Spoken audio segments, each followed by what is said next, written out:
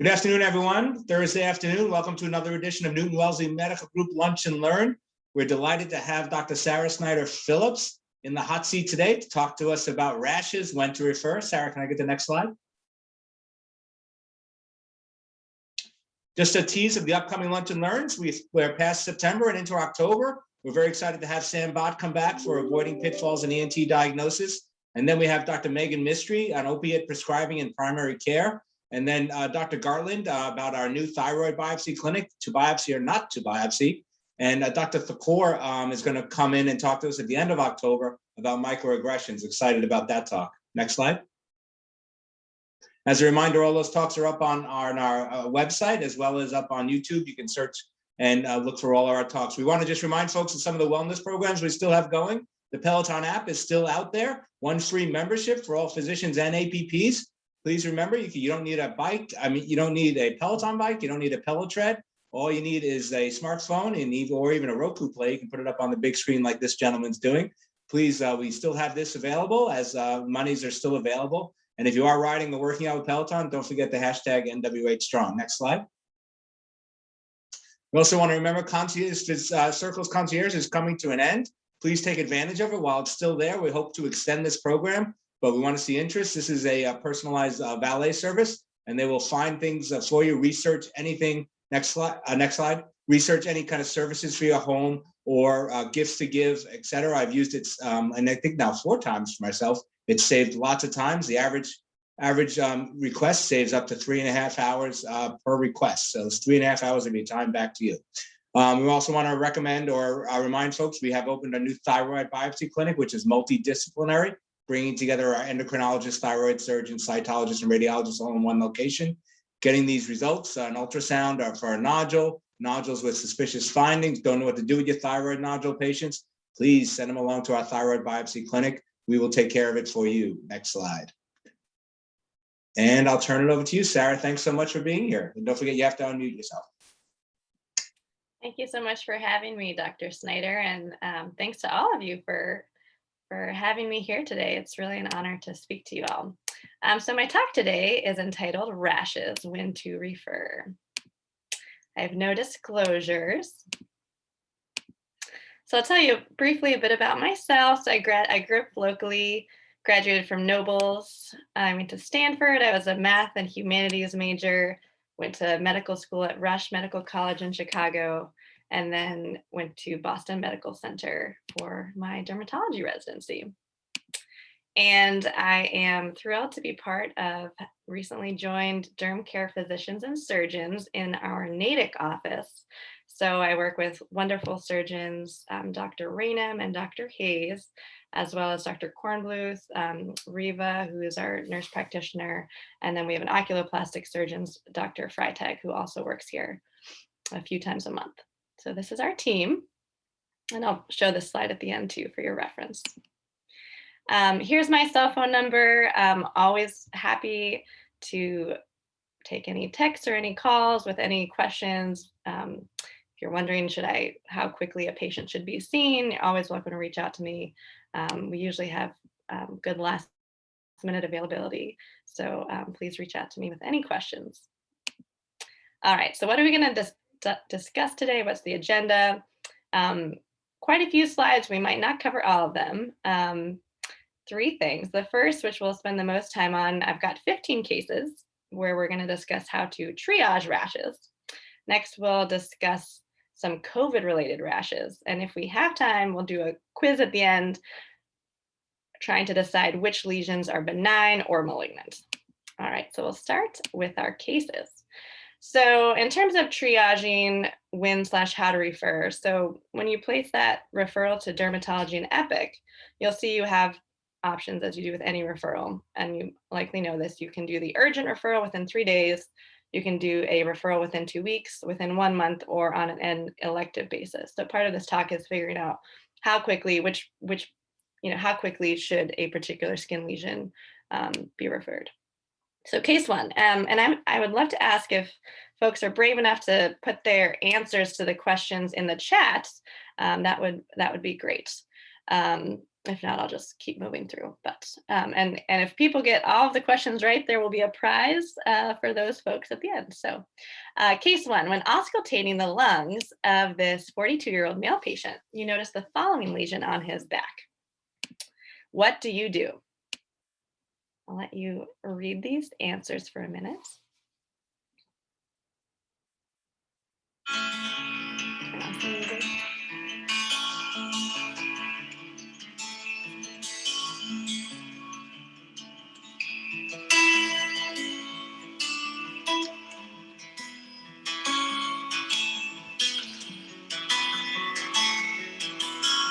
All right, time is up. Okay, so what do you do? I don't see any answers in the chat. So I will give you the answer. So you want to place your derm referral to be seen within 3 days. So this is a very likely melanoma. So for melanomas or for high suspicion of melanoma, the patient should see a dermatologist within a week for the biopsy, and they should be operated on within a month. All right, so some helpful tips. You likely know this ABCDE mnemonic. I've listed here what they stand for. The most important one is the E for evolution. So anything that's changing or brand new, you want to pay particular attention to. Another concept that is frequently taught is the ugly duckling sign. It's kind of fallen out of favor for obvious reasons. So I prefer the kind of standout sign, or however you want to call it, just what lesion stands out to you that looks different from all the rest. And that is a particularly good rule of thumb to go by. Another rule that I actually came across when preparing this talk, not quite sure who Garb is, but it's a good rule of thumb that if a patient is worried about a single skin lesion, do not ignore their suspicion and have a low threshold for performing a biopsy. Always a good rule of thumb. All right, so case number 2, a 50-year-old female with a history of a kidney transplant presents with the following painful bump times 2 months. What do you do? I'll let you go ahead and read the answer choices again.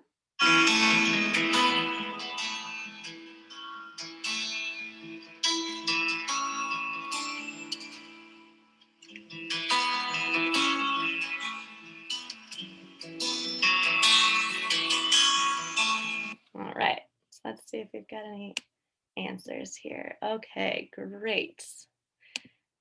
So you guys all got this correct. So you do want to place the referral to be seen urgently, which is an epic tabulated as 3 days. So this is likely, well, it was proven to be a squamous cell carcinoma. So for aggressive squamous cell carcinomas, they should be seen within days and really operated on within a week. And especially this patient who had an organ transplant, we worry about these aggressive tumors. So as you likely know, solid organ transplant recipients are very high risk for skin cancer. So they are 2 to 3 times higher risk of developing a melanoma, 6 to 16 times more likely to develop a basal cell skin cancer, and 65 to 250 times, depending on which studies you look at, more likely to develop an SCC. Other high-risk skin cancer populations to keep in mind. So in the immunosuppression bucket, you also have CLL patients and HIV patients who are at high risk. And then there are some drugs listed here which increase your risk of particularly SCC. Thiazide diuretics are an interesting one, less kind of known, but obviously quite a few patients are on those. Parkinson's, and then smoking, there's mixed data on whether smoking truly increases skin cancer risk. We often do include it in our history collecting. All right, so case number 3, a 45-year-old man who lives on Cape Cod in the summers and golfs daily presents with this lesion slowly growing on his central chest for the past year. So what do you do?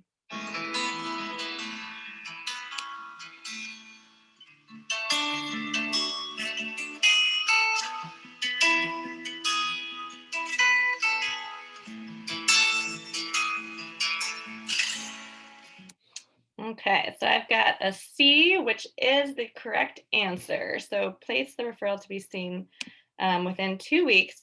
And yes, you could shave or punch this lesion. So if you feel comfortable doing that, by all means, you can certainly do that. If you'd rather have us do that, you can send them our way. So you're both correct. All right, so basal cell skin cancer, which is what this was, as you know, is the most common type of skin cancer. It's slow growing. It is locally invasive, very, very rarely metastasizes, usually only if the patient has neglected the lesion for years, like a decade or 2 decades. Typically, there's other psychosocial factors that underlie those situations. And there, especially white Americans, have a very high risk, lifetime risk of developing a basal cell skin cancer. All right, case number 4. A 20-year-old who started Augmentin a week and a half ago to treat a dental abscess presents with this itchy rash, but otherwise feels fine. What do you do?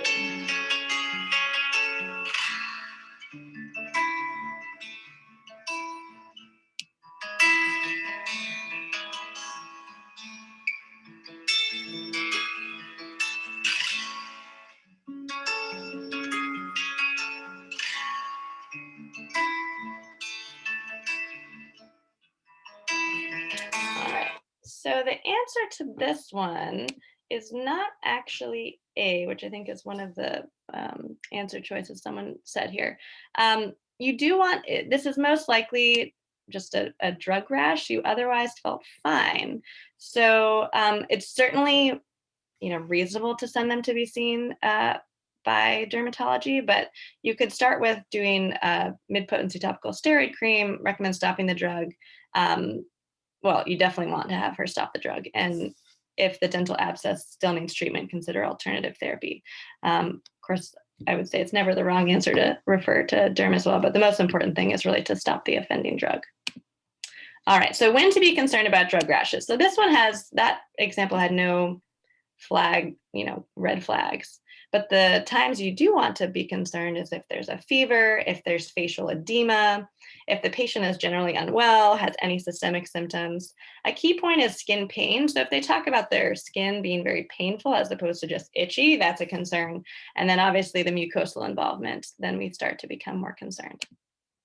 All right, so in that vein, case 5, a 51-year-old presents with the following rash. A month ago, he was switched to Lamictal to manage his bipolar. He says he feels terrible. His wife, who is with him today, notes that his face looks swollen. The rash started yesterday. What do you do?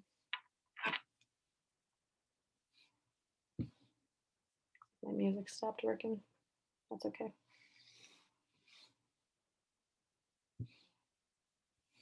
All right, so this one's a little bit more straightforward.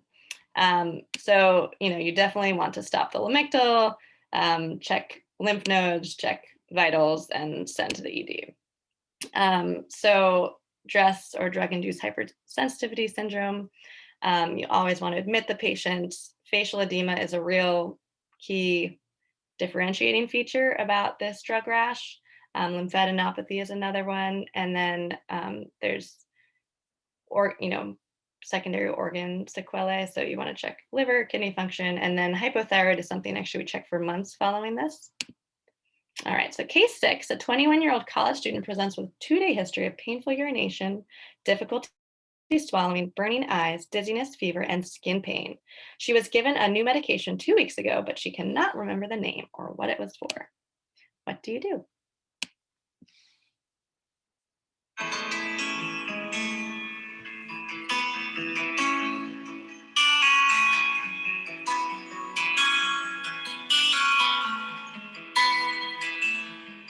Yep, perfect. Absolutely. So high suspicion for SJS or TEN, depending on the percent of skin involvement.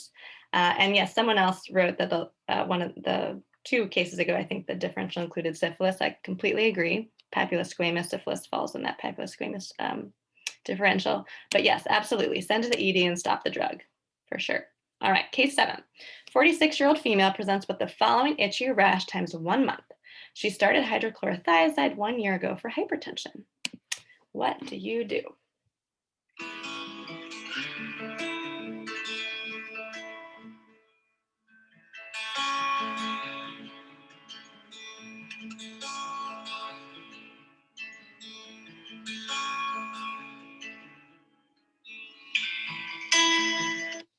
Yeah, so I agree B is like the most slam dunk answer. I was actually going to do D though, because really kind of all these answer choices apply. So I do think this is worth a referral. So this is pretty classic for lichen planus, and it's likely drug induced. So I would recommend switching hypertension medications. Thiazides are a known potential trigger for this. And usually it resolves within a few years, although drug-induced can be a little more stubborn. But all right, so case 8, 16-year-old male presents with an asymptomatic rash shown below. He reports that his largest scaly spot started 3 weeks ago, and then the rest of the rash emerged 1 week ago. He feels totally fine otherwise. All right, what do you do in this case?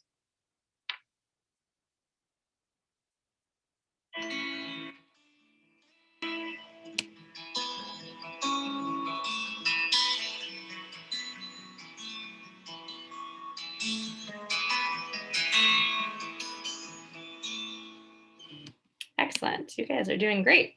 So yes, reassure the patient that this will self-resolve in about 2 months. So this is your pityriasis rosea patient. Great job. All right, case 9. So this 61-year-old new patient presents with an itchy rash all over for years, she says. What do you want to do?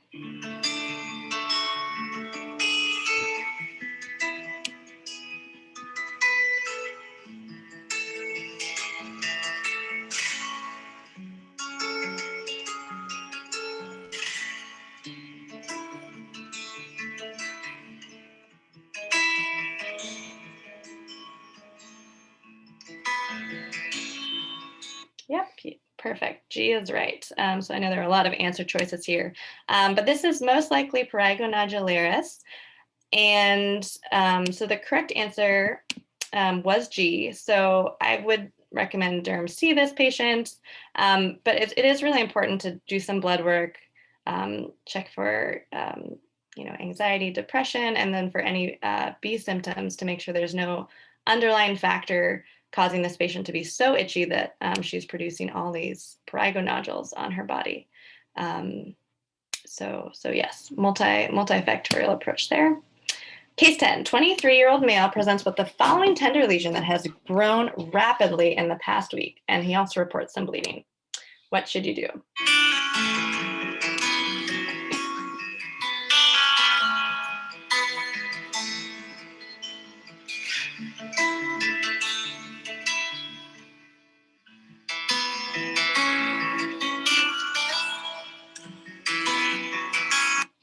All right, yeah, so I agree. The correct answer from this was B. Send them over to us. We can see them within a week. E curettes. Oh, I see, because you E for none of the above, right? So I was thinking like an electronic curette, but I gotcha. E for none of the above. Yes, so curette, yeah, that certainly would be reasonable. We would likely shave and cauterize the base, depending on the location. There's a number of different treatment modalities, which I won't go into right now, but that certainly wouldn't be wrong either.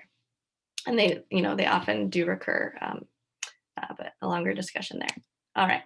Case 11, 28-year-old female who is 37 weeks pregnant presents with itchy hands and feet for one day that woke her from sleep. What do you do? Don't forget, she's 37 weeks pregnant.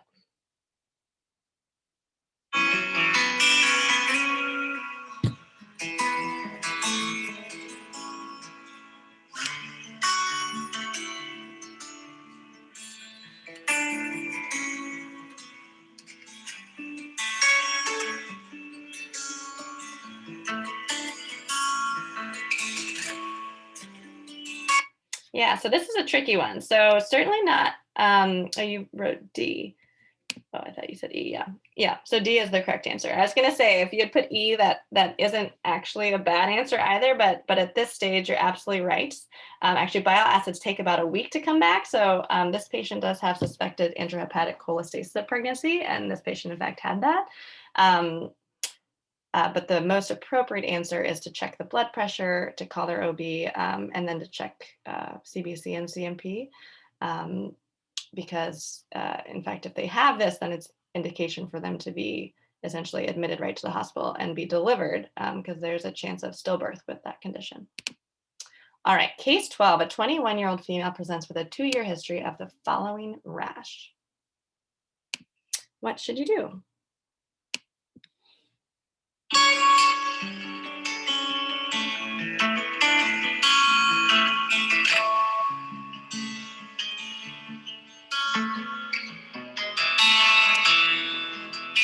Yep, perfect. So F is the correct answer. So you definitely want to, well, the patient, you can manage them. Happy to see the patient. I love seeing acne. In terms of what you might want to start them off before you send them over to us, some tretinoin cream followed by moisturizer. So just a couple of acne pearls.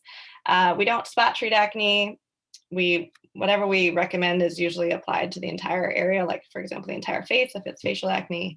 Birth control is a great initial intervention in women. And for comedonal acne, we like to recommend the following. So in the morning, a BP wash, the Panoxyl 4% is a great one you can get over the counter, clindamycin lotion, and then recommending a moisturizer with sunscreen, which also helps with the post-inflammatory hyperpigmentation that they tend to get. In the evening, doing a tretinoin, starting off at 0.05% is a good starting point. There's 3 percentages, and that's like the middle one. And then telling them they can do every other night before building up to nightly, followed by a nighttime moisturizer. So which OCPs are best for acne? As you likely know, the progesterone only ones can worsen acne. There are 3 FDA approved OCPs for acne, but likely, many of the combined OCPs would be fine. All right, case 13, a 31-year-old male who smokes and is morbidly obese presents with the following painful bumps in his axilla and groin. What should you do? Go faster here.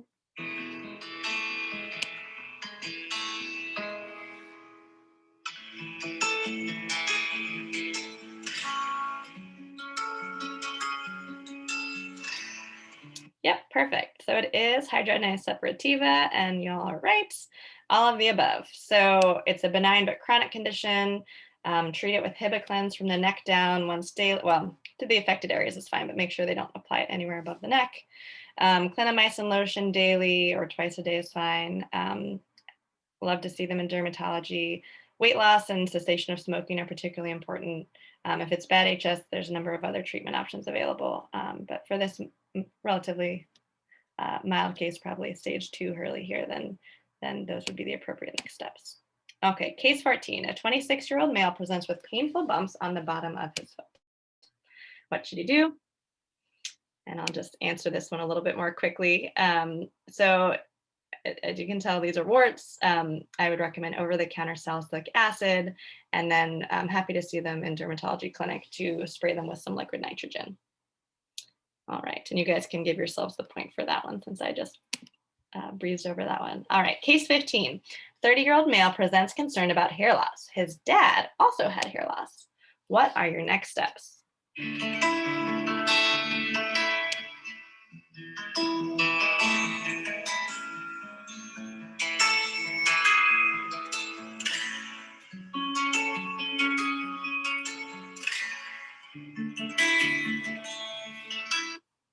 Yes, correct. So over-the-counter Rogaine.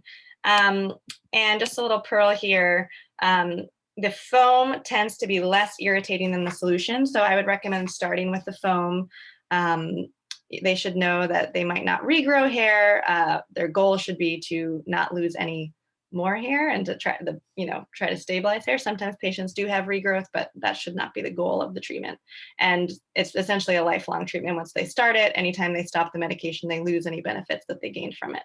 So they should be aware of that before committing to this. You pay money for this on a monthly basis. So a good thing to discuss with your patients. All right. I know there's not too much time left, but briefly wanted to touch upon COVID-related rashes. So a couple take-home points on COVID and the skin. So number 1, COVID has been found to have many associated skin manifestations. It is, number 2, unlikely that a rash will change your management in regards to screening or treating COVID. In other words, screen and treat COVID like you would, and likely that won't be impacted by whatever rash the patient may or may not have. COVID toes are likely a misnomer.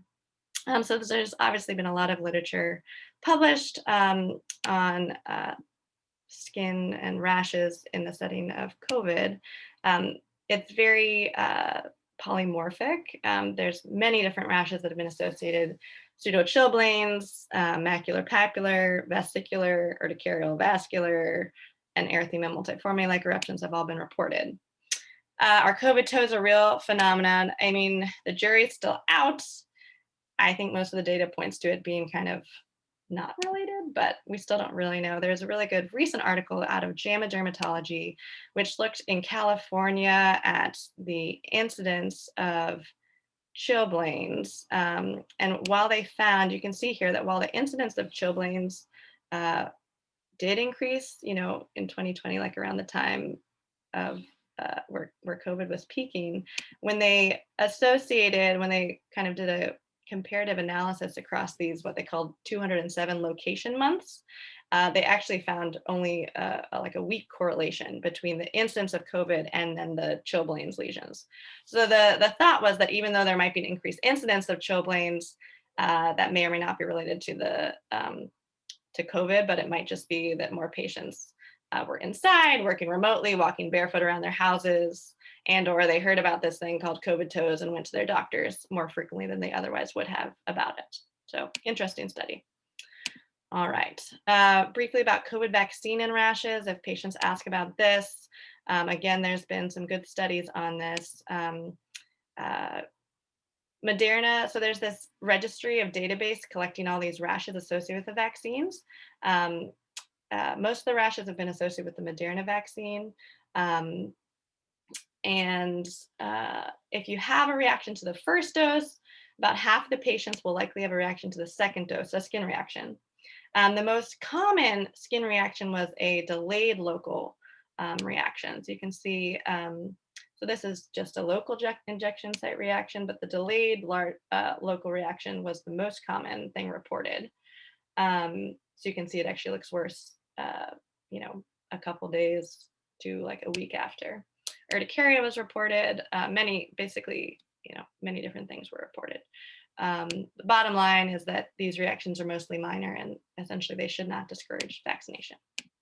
All right, so let's see. Dr. Snyder, do you think I have any time to go through this last section or should I pause there for some questions?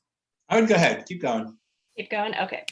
All right, so benign versus malignant, take your pick. So I'm just gonna show a picture of a skin lesion and you should decide in your mind, or you're welcome to shout out whether it is benign or malignant. All right, so we'll start with this one. Let's see if, and feel free to answer in the chat too. So this one is a malignant lesion. This was an SCC.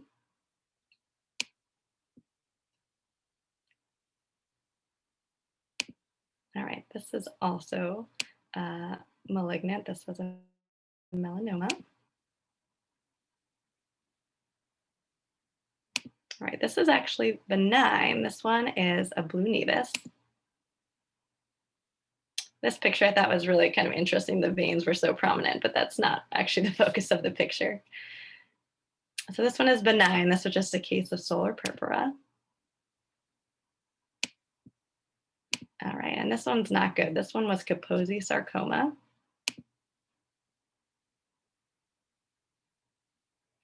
This one you might actually recall from earlier on in the presentation. Yeah, so this one's benign. So this is actually our prurigo nodularis patient that we saw earlier. And this one's benign. This is Curl's disease, where you get the collagen perforating through the skin.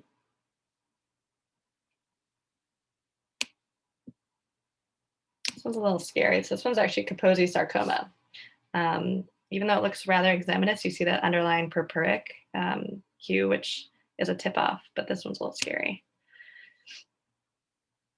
And similarly, that one's another Kaposi sarcoma, which has almost that purpuric look underlying what appears to be more like an eczematous lesion. This one is just your standard solar purpura. It used to be called senile purpura, but for obvious reasons, we don't like using that term anymore. This one's particularly terrifying. This is actually a Kaposi sarcoma. This is a melanoma.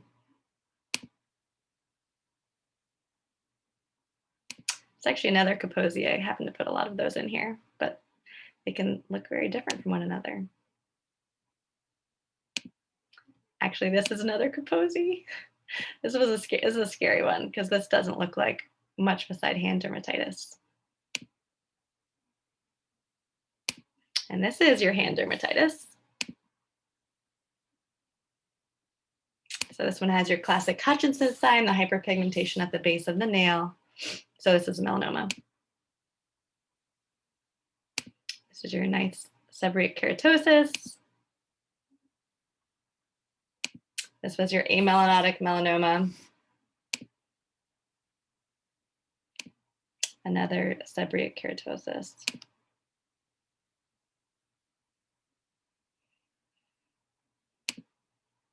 This was a melanoma.